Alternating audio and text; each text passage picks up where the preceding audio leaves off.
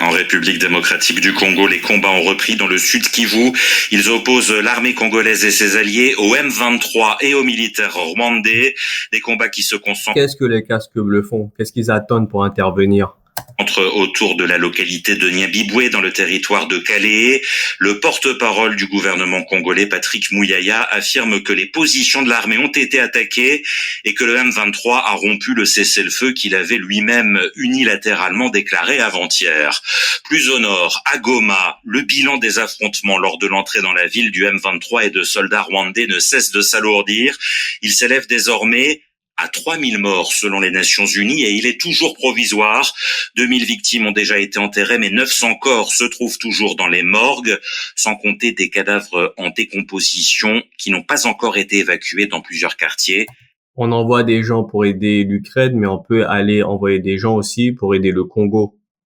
Des victimes civiles pour la plupart, Guillaume Thibault. S'il y a peu d'informations sur les victimes, 70% des blessés pris en charge par le CICR sont des civils. 77% blessés par arme à feu, 22% suite à l'explosion d'armes lourdes. Les combats en ville ont donc touché en grande majorité la population, estime Bounaïma Sidi Mohamed, le directeur adjoint d'OCHA en RDC, basé à Goma.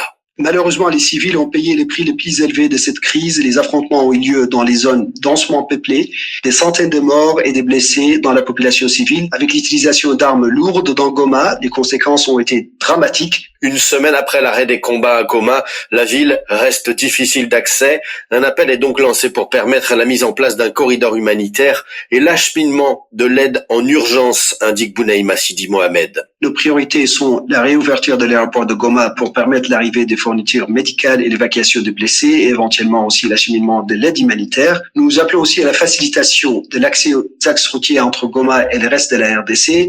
Nous appelons tous les acteurs humanitaires, les autorités et la communauté internationale à agir de toute urgence. Sans ces accès, les opérations humanitaires resteront fortement limitées. Mais ils attendent quoi pour intervenir?